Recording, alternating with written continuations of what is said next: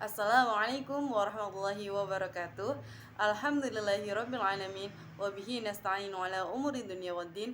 Wassalatu wassalamu ala asyrafil anbiya'i wal mursalin sayyidina Muhammadin wa ala alihi wa sahbihi ajmain. Amma ba'du.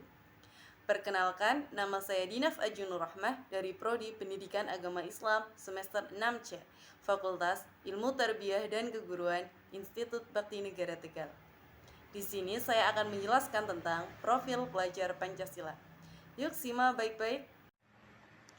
Sebagai calon penerus bangsa Indonesia ini, teman-teman pastinya sudah tahu dong, jika keberadaan Pancasila itu tidak hanya sekedar sebagai dasar negara saja, tetapi sebagai perwujudan akan bagaimana pelajar Indonesia berperilaku sesuai dengan nilai-nilai yang termuat di dalamnya.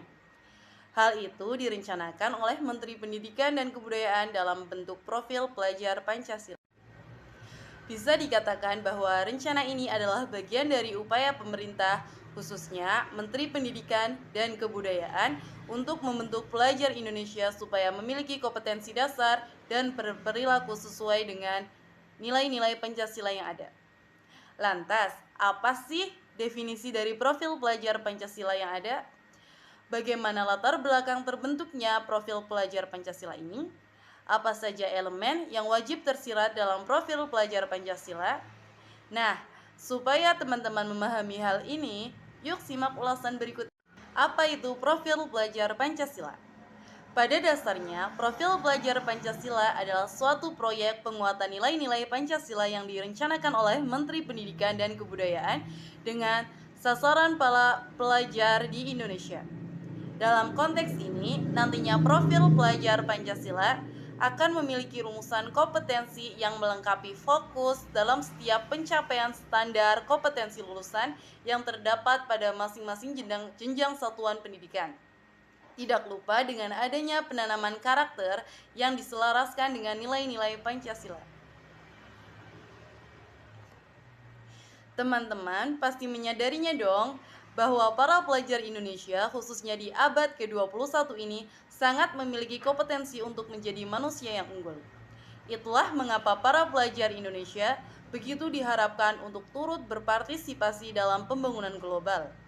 Nah, proyek profil pelajar Pancasila ini akan kebanyakan diterapkan di sekolah, baik melalui muatan pelajaran di kelas hingga kegiatan di ekstrakurikuler berkenan dengan minat dan bakat para. Jika membicarakan tentang latar terbentuknya profil pelajar Pancasila, akan lebih baik jika teman-teman mengetahui apa sih visi pendidikan di Indonesia. Visi pendidikan di Indonesia sendiri adalah mewujudkan Indonesia maju yang berdaulat, mandiri, dan berkepribadian melalui terciptanya pelajar Pancasila. Nah, dari visi tersebut saja sudah terlihat bahwa proyek ini memang akan selaras dengan keberadaan visi yang ada, yakni dengan harapan bahwa para pelajar di Indonesia dapat berkompeten, berkarakter, dan berperilaku sesuai dengan nilai-nilai Pancasila. Setelah menyimak akan definisi dan latar belakang terciptanya proyek profil pelajar Pancasila, apakah teman-teman bertanya-tanya, memangnya apa sih manfaat dari proyek tersebut? Ternyata proyek penguatan nilai-nilai karakter Pancasila ini dapat berguna bagi beberapa anggota di dunia pendidikan loh, mulai dari satuan pendidikan hingga para pelajarnya. Untuk satuan pendidikan sendiri, manfaatnya menjadikan suatu pendidikan sebagai sebuah ekosistem yang terbuka untuk partisipasi dan keterlibatan masyarakat. Dan untuk pendidik, manfaatnya salah satunya untuk merencanakan proses pembelajaran proyek profil dengan tujuan akhir yang jelas. Dan untuk peserta didik, memberi ruang dan waktu untuk peserta didik mengembangkan kompetensi dan memperkuat karakter dan profil pelajar Pancasila.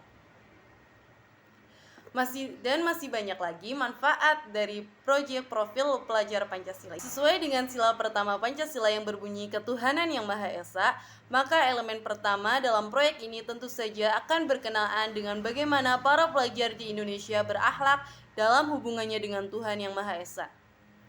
Tidak hanya itu, elemen ini juga berkaitan tentang bagaimana para pelajar di Indonesia memahami ajaran agama dan kepercayaan serta menerapkan pemahaman tersebut dalam kehidupan sehari-hari.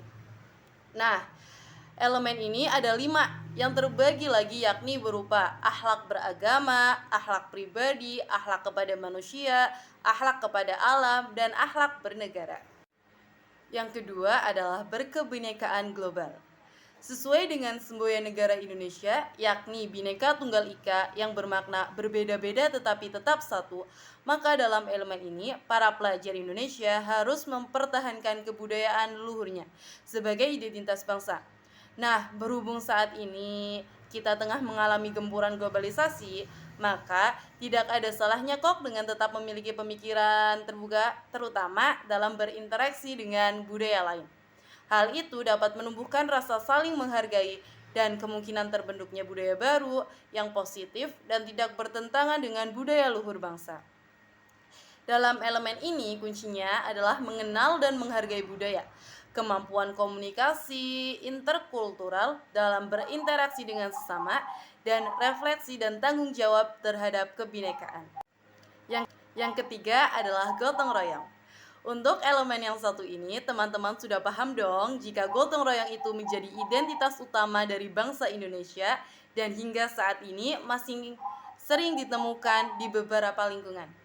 Nah, karakter tersebut harus juga dimiliki oleh para pelajar Indonesia, yakni dengan berkemampuan untuk melakukan kegiatan secara bersama-sama dengan sukarela, agar kegiatan yang dikerjakan dapat berjalan dengan lancar, mudah, dan ringan.